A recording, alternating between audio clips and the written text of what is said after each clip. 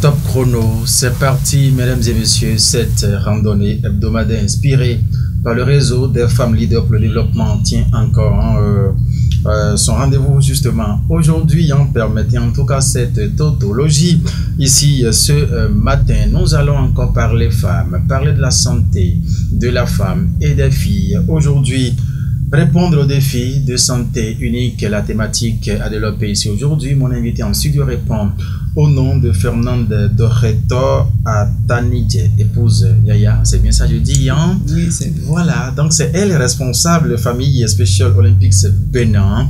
Ici, avec elle, la lutte qu'elle mène justement pour le développement de la plus petite jusqu'à la couche plus majeure. Justement, nous allons parler en ces thèmes, nous allons en parler. Madame Yaya, bonjour et bienvenue à vous. Merci, bonjour monsieur. Merci d'accepter cette invitation. C'est avec plaisir que je suis là. Alors, nous vous reconnaissons brave militante aux côtés des enfants, des femmes, que sais-je encore, sportivement parlant bien évidemment. Aujourd'hui, nous allons parler avec vous de cette lutte que vous avez démarrée depuis longtemps en République du Bénin, lutter contre les déficiences, sinon lutter contre les déficiences intellectuelles, si on peut s'exprimer en ces thèmes. La première question que nous allons vous poser tout de suite, c'est de savoir un peu comment cela survient. De quoi s'agit-il concrètement? Merci beaucoup monsieur. Et la déficience intellectuelle. S'il vous plaît. Merci beaucoup monsieur. Super. Bon, la déficience intellectuelle au Bénin n'est pas reconnue en tant que déficience intellectuelle. Les gens prennent ça comme des fous, alors que ce ne sont pas des fous. C'est du retard mental, la déficience intellectuelle. Parce que ces enfants, ils arrivent à faire ce que les personnes qui n'ont pas de déficience, ils arrivent à le faire. Mais c'est de façon lentement. Voilà. Vous voyez, ils arrivent à le faire. C'est de façon très lente. Bon, nous, et les parents qui mettent au monde ces enfants, ils ont l'habitude de les cacher. Ils ont l'habitude de les cacher. On en a plein au Bénin, surtout en Afrique. Je vais vous dire qu'en Europe, il y en a, mais pas comme en Afrique. Voilà. Mais quand vous allez en Europe, oui, vous allez constater qu'ils sont plus nombreux là-bas qu'ici, alors que c'est faux. Le problème, c'est quoi? Les Européens, ils font sortir ces enfants. Leur épanouissement les préoccupe. Voilà. Mais en Afrique, c'est tout à fait le contraire. C'est pourquoi nous ne remarquons pas ces enfants en Afrique qu'en Europe. Le problème, c'est quoi? Quand les parents mettent au monde ces enfants, ils se disent que c'est des torossous, alors que ce ne sont pas des torossous. Voilà. C'est du retard mental. Qu'est-ce qui fait que les parents mettent au monde ces enfants? Je vais vous expliquer un peu.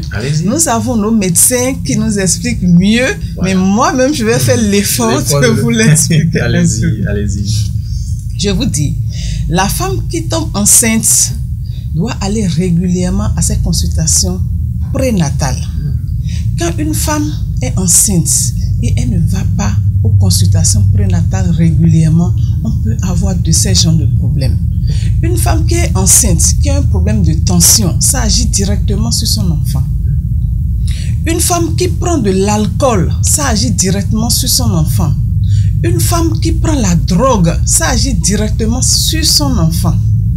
Une femme, par exemple, qui est en couple et qui est enceinte et qui commence à faire des bagarres avec son mari, elle peut recevoir des coups directement sur l'enfant, c'est-à-dire sur la tête de l'enfant. Ça agit sur l'enfant et à la naissance, elle peut mettre au monde un enfant avec déficience intellectuelle. Voilà.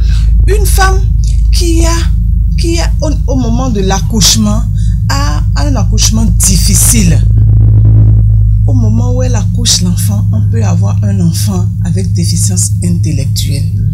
Quand l'accouchement est difficile, nous préconisons aux parents de demander des césariennes, ou on demande aux médecins de faire des césariennes rapidement pour pouvoir sauver l'enfant. Parce que quand on force trop, l'enfant est dedans. À un moment donné, l'enfant naît avec des déficiences intellectuelles. Ça, c'est à l'accouchement ou avant l'accouchement. Maintenant, à l'accouchement, Oui. c'est-à-dire après l'accouchement, tu peux faire ton enfant normalement. Et après, au fil des années, 5 ans après ou bien 10 ans après, on constate que l'enfant a des déficiences intellectuelles. Qu'est-ce qui peut causer aussi ça? L'enfant tombe malade. On n'amène pas l'enfant à l'hôpital. Voilà. L'enfant fait des crises. On n'amène pas l'enfant à l'hôpital.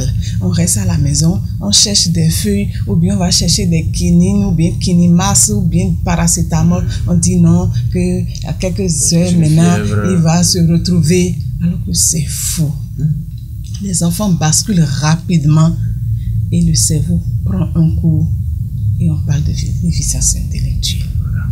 Est-ce que c'est ce coup que prend le cerveau, Madame Yaya, qui agit sur leur physique, puisqu'on les constate souvent, on les remarque à travers leur physique où le visage est déformé d'une manière ou d'une autre? Est-ce que... C'est au niveau de la tête. C'est le cerveau qui prend le coup. Voilà. Quand le cerveau prend le coup, c'est fini. Le retard est là. Ils ont des problèmes motrices. C'est au niveau de la tête. Oui, voilà. C'est au niveau de la tête. Voilà. Et aujourd'hui, quels soins méritent ces enfants? Puisque dans la société, surtout en Afrique, vous l'avez dit tout à l'heure, en Europe, tel n'est pas le cas.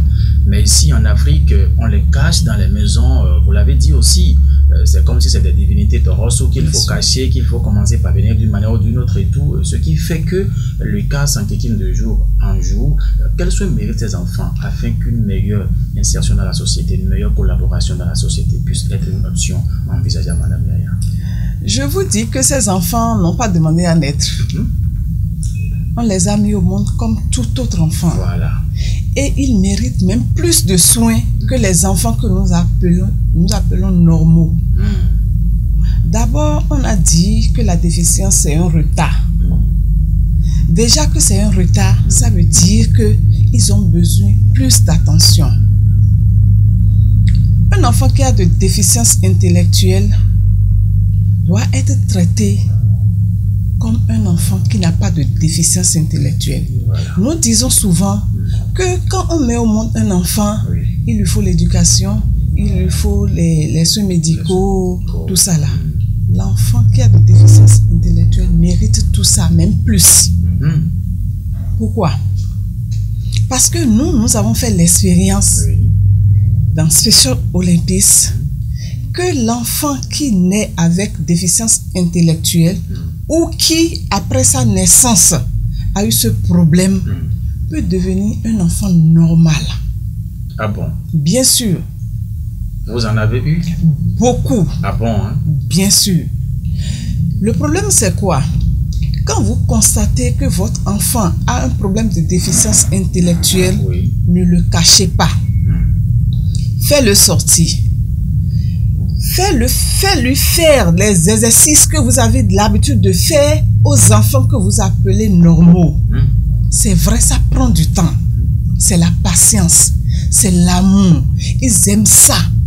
Quand l'enfant qui a de déficience intellectuelle fait quelque chose que tu vois n'est pas trop bien fait, applaudis-le, encourage-le. Demain, il a encore envie de le faire. Et il a envie de le faire mieux. Voilà. Nous, chaque 4 ans, on va aux Jeux mondiaux avec nos enfants. Ah bon? Bien sûr. Qui ont des déficiences intellectuelles? Bien sûr. L'année passée, on était à Berlin. Ah bon? On est revenu avec 12 médailles. Wow. Avec ces enfants. Nous travaillons avec eux. Le sport, c'est la santé, comme on le dit. C'est pas seulement pour ceux qui sont normaux. Surtout au niveau des enfants qui ont de déficience intellectuelle, le sport corrige beaucoup de choses en eux. Beaucoup de choses en eux.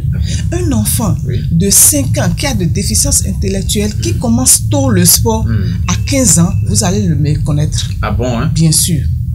Nous avons des enfants qui ont appris des métiers, qui sont diplômés. Cette année même, on a fait des formations en informatique, opérateur de saisie. Ah bon? Oui, et on leur a acheté des ordinateurs. Parce que nous voulons que prochainement, ce sont ces enfants qui vont tenir notre secrétariat à Special Olympics. Ah bon, hein? Bien sûr. Ah là, c'est votre lutte, c'est votre bataille. Bien sûr. Que ça soit fille comme garçon. Comme garçon. Parce qu'on doit les inclure dans la société. Ils n'ont pas demandé à naître. Pas du tout. Et on se dit qu'ils ne peuvent rien faire. Ils font plus que nous-mêmes. Ah bon? Vous avez fait l'expérience? Oui. Le constat est là. Nous avons des pâtissiers. Nous avons des peintres. Ah bon? Nous avons des maçons. Ah bon, hein? Bien sûr. Et comment ce suivi se fait, Madame Yaya? Au fait, il y a des parents qui nous écoutent. Mais ils ne sont pas nombreux. Et c'est notre combat actuel. Voilà. Nous demandons aux parents de faire sortir les enfants. Même si au niveau de l'école, ça ne marche pas, au niveau des métiers, ça marche.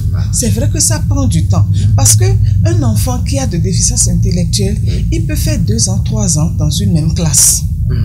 Là, l'école même n'est pas content. On les déscolarise et on les met dans un métier. Quand ils ne commencent pas à apprendre, c'est vrai que c'est un peu difficile. Mais avec la patience des patrons, ils arrivent à assimiler. Parce que ceux qui sont à côté, quand ils le font, eux-mêmes, ils essayent. Ils essayent. Ce que l'autre peut faire en 1 heure, il peut le faire en 30 minutes. Ah bon? Bien sûr. Et les clients même, ils sont contents.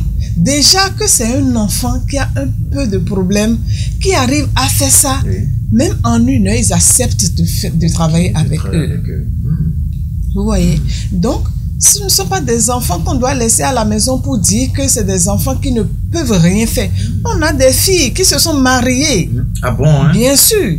On a des filles qui se sont mariées. Vous avez réussi à corriger cette déformation-là? Vous avez réussi à corriger? On a réussi à corriger. Ah bon? On a réussi à corriger parce que chaque fois qu'on fait quelque chose, on les inclut. Chaque fois qu'on fait quelque chose, on les inclut. Tu as un enfant à déficience intellectuelle. Le matin, tu te lèves, tu dis l'enfant ne peut rien faire. Tu mets l'enfant à l'écart. Toi-même, tu fais la lessive, tu fais la vaisselle, tu balayes. Alors que l'enfant est là, l'enfant te regarde. Si tu lui demandes de le faire, l'enfant va le faire. Peut-être ce que tu vas faire en 10 secondes, il va le faire en 1 heure. L'enfant veut faire la lessive ou la vaisselle, il va verser l'eau partout. Ne te décourage pas. Ça va venir.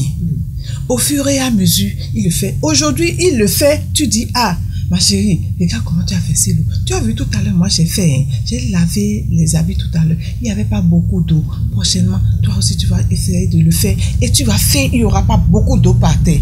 Dis-toi que demain, quand il va le faire, ça ne sera pas pareil. Il va se corriger. C'est parce que nous ne leur donnons pas de tâches à faire qu'ils n'arrivent pas à faire quelque chose. Voilà. En Europe, les enfants sont dans les bureaux, ils sont dans les administrations. Et ils travaillent comme tout autre enfant. Donc, nous demandons aux parents de faire sortir ces enfants, de les mettre dans un métier. Ils n'ont qu'à apprendre quelque chose à faire. Les filles, vraiment, je vous ai dit tout à l'heure qu'elles se marient. Vous avez dit ça? Elles se marient. Le problème, c'est de les amener à le faire, de ne pas avoir honte. Voilà. Les Européens n'ont pas honte de ces enfants. Nous disons que ce sont des tarosous. Ce sont des tarosous comment? On les a mis au monde comme tout autre enfant. Donc, nous appelons les parents à faire sortir les enfants, à apprendre un métier. Je vous dis, ça ne fait pas 1 mois, il y a un de mes athlètes à déficience intellectuelle que j'ai mis dans la coiffure. Ah bon? Oui, il a commencé et il est très content. Le dimanche passé, on devrait aller faire une activité à Djibé et on est venu sur le terrain. Et j'ai dit à un parent de prendre l'enfant sur sa moto et de la mener là où on veut faire l'activité. Il s'est rapproché de moi, il a dit, maman, on ira là-bas maintenant. Vous voyez le... Vous savez, d'habitude, quand on sort, on tarde pour revenir. Si je tarde un peu, mon patron va parler. Un enfant à déficience intellectuelle, il a refusé. Il n'est pas allé, le jour-là à Djibé. Donc, il sait qu'il doit aller au boulot. Je vous dis que son patron, c'est son papa. Ah bon? Son patron, c'est son papa. Le papa, au début, quand je lui disais de le prendre en même temps dedans, il a dit non, qu'il est encore petit parce qu'il a 13 ans. Je dis, à l'âge de 13 ans, tu dis l'enfant n'a qu'à rester là.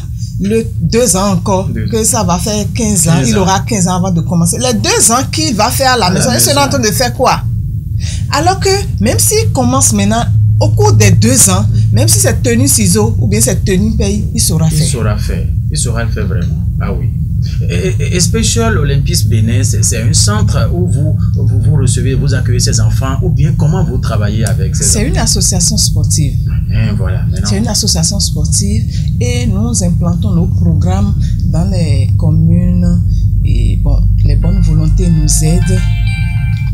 Les bonnes volontés nous aident à travailler avec ces enfants. C'est vrai que c'est difficile.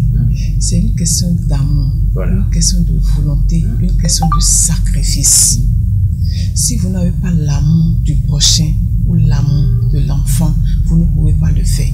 Parce que les parents qui mettent au monde ces enfants, même beaucoup n'arrivent pas à faire ce travail-là. Parce que c'est vrai que c'est difficile, mais à la fin, ça donne un résultat, un beau résultat que nous apprécions. Quand ces enfants courent, ces enfants prennent des médailles, nous-mêmes, on a la chair de poule. Dans les tribunes, on pleure de joie.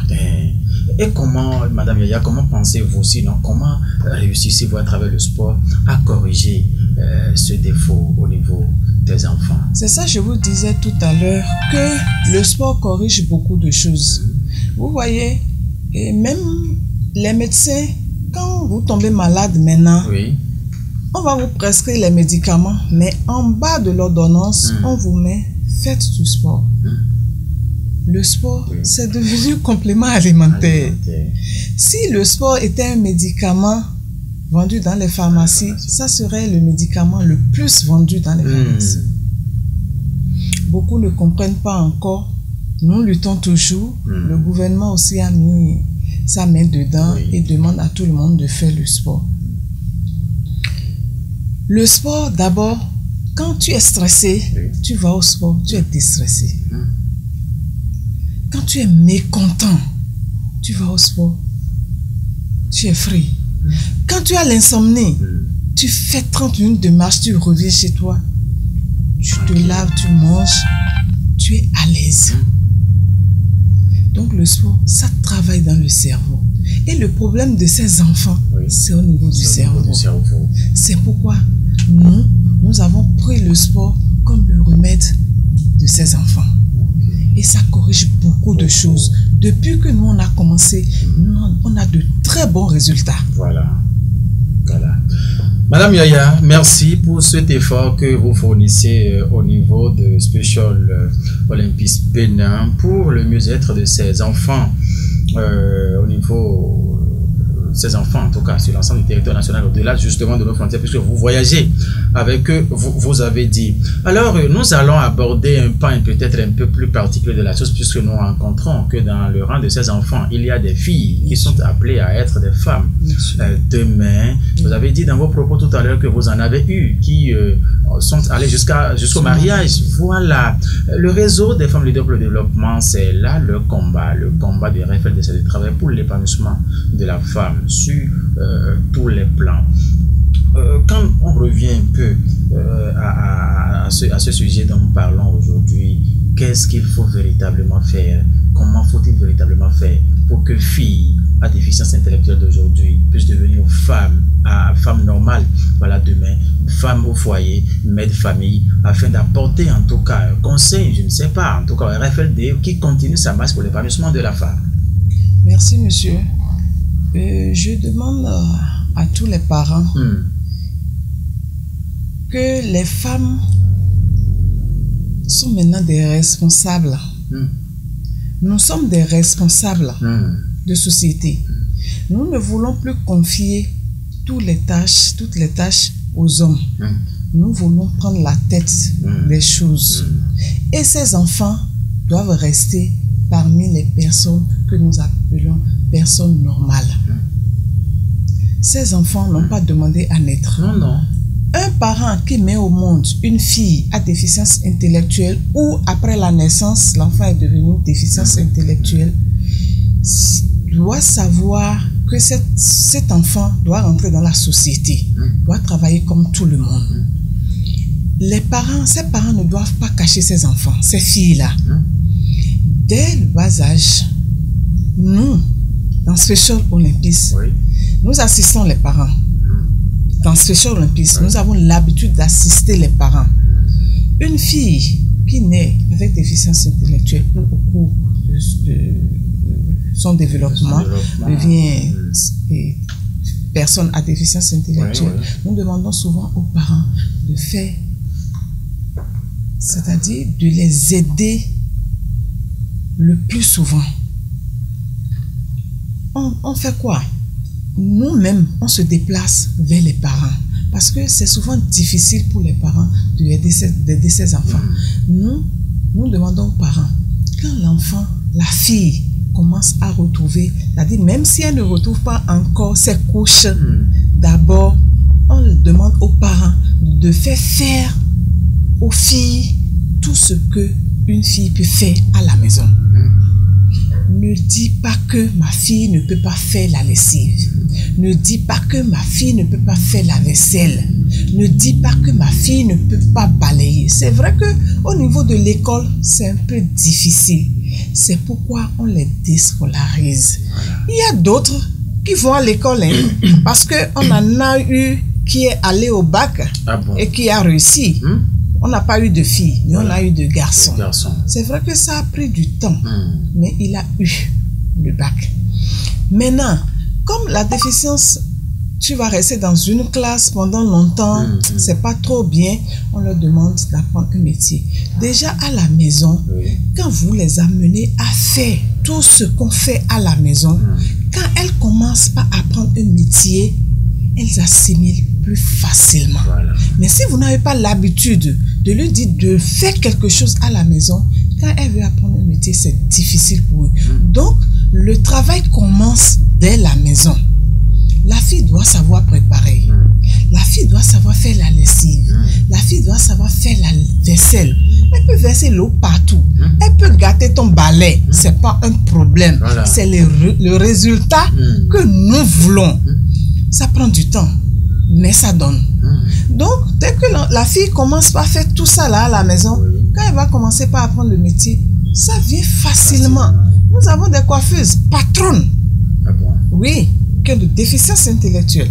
Nous avons des couturières patronnes qui ont de déficience intellectuelle. Donc, je dis aux parents de faire tout ce qu'une fille peut faire, de faire à ses enfants.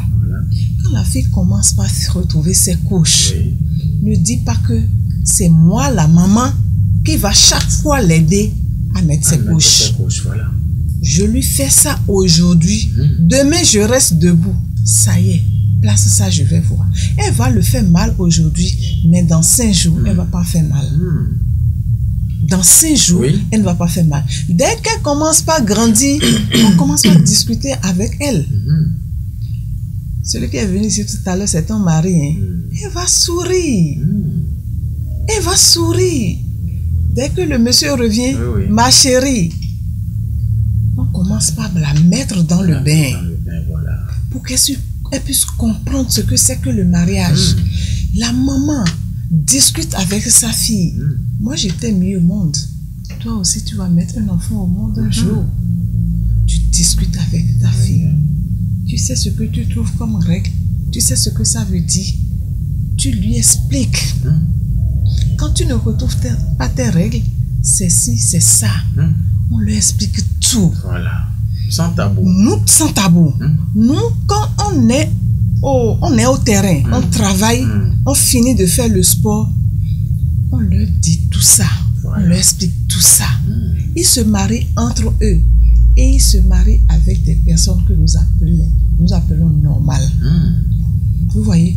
Donc, ce ne sont pas des enfants qu'on va mettre de côté pour dire qu'ils ne sont pas dans la société, ils ne vont pas s'épanouir. Non. Ce sont des enfants comme nous. C'est vrai que ça ne vient pas tôt, mais quand ça prend, c'est fini.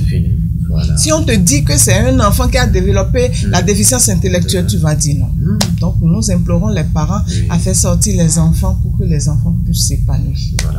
Merci à vous, Madame Yaya, pour tous ces détails que vous nous donnez. Alors, nous sommes déjà vers la fin de cette émission. Le réseau des femmes leaders pour le développement dont nous avons parlé aujourd'hui, que pensez-vous justement que ce réseau peut faire dans ce sens afin que leurs actions, les années à venir, les fois prochaines, puissent également impacter ce domaine, corriger cette déficience intellectuelle au niveau des enfants? Ok, merci, monsieur. Nous avons les mains ouvertes. Voilà. Et nous travaillons avec les enfants à déficience intellectuelle, les filles comme les garçons. Et nous demandons l'aide de tout le monde. Voilà.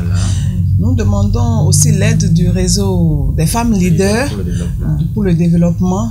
S'ils peuvent penser à Special Olympics dans le domaine, c'est-à-dire au niveau des enfants qui ont des déficiences intellectuelles, parce que je sais que beaucoup ne pensent pas à ces enfants. Ils sont vraiment marginalisés. Bon, si le réseau des femmes leaders pour le développement peut nous aider, peut penser un tant soit peu à nous pour qu'on puisse intégrer ces enfants dans la société pour leur épanouissement, ça serait une chose très merveilleuse pour nous et ça va nous permettre de développer encore plus notre action sur le terrain. Voilà. Madame Yaya, est-ce que vous avez rapidement un appel pour conclure cette émission? Et ce que je vais dire, oui, je demande aux parents et aux parents qui ont des enfants à déficience intellectuelle de les faire sortir. Nous sommes sur le terrain, nous sommes partout au Bénin, oui, du nord au sud, et nous avons notre directeur national qui est là, et nous avons la direction, nous avons notre conseil d'administration, oui, qui est là, qui travaille de jour en jour. Et si les parents ne sont pas informés de Special Olympics, ils ne savent pas qu'il y a une association sportive qui s'occupe de ces enfants. Et c'est une chance pour eux de connaître Special Olympics aujourd'hui. Ils peuvent nous contacter et nous allons voir comment nous pouvons travailler avec ces enfants. Nous nous déplaçons vers ces parents. S'ils ne peuvent pas se déplacer, nous-mêmes, on peut se déplacer vers eux. Nous allons laisser notre contact. Ils peuvent nous appeler et puis on va travailler ensemble. Allez-y rapidement, rappelez le contact dans la question. 97 oui, 47 oui, 65 oui, 70, ça c'est mon numéro. Je vous donne le numéro du directeur national du programme. Oui. C'est le 97 oui, 72 45 35. D'accord. Ça, vous avez donné deux numéros maintenant, hein? 97 oui, 47 65 70. Oui. 97 72 45 25. 35. Oui, 97 72 45 35. Ça, c'est le numéro du directeur national du programme. D'accord. Là, c'est noté. Et nous croyons bien hein, que, fidèles amis internautes, chers téléspectateurs, vous avez donc compris, hein, les enfants à déficience intellectuelle n'ont pas demandé à naître. Ils sont donc venus au monde comme tout autre enfant normaux et doivent avoir la même chance, ah oui, que tous les autres enfants. Et c'est d'ailleurs la lutte de Special Olympics Bénin. Vous avez donc suivi hein, tous les détails de Madame Fernande Doreto Atani, épouse Yaya, c'était le responsable famille au niveau de Special Olympics Bénin, ce qui est donc le devoir désormais, hein, les années à venir pour le réseau des femmes leaders pour le développement. Elle en a également parlé, pensé justement à ce genre de choses dans le plan de travail annuel les années à venir afin de mieux faire comprendre l'importance de la prise en charge efficiente de ces enfants par les parents. Merci à vous, Madame Yaya, d'avoir pris par ici. On reste en contact pour les fois à venir, on ne manquera pas d'aller vous voir. D'accord, merci bien. Guillaume Moukari, c'est lui qui l'a réalisé. Le rendez-vous c'est encore la semaine prochaine par la grâce de Dieu. Portez-vous bien.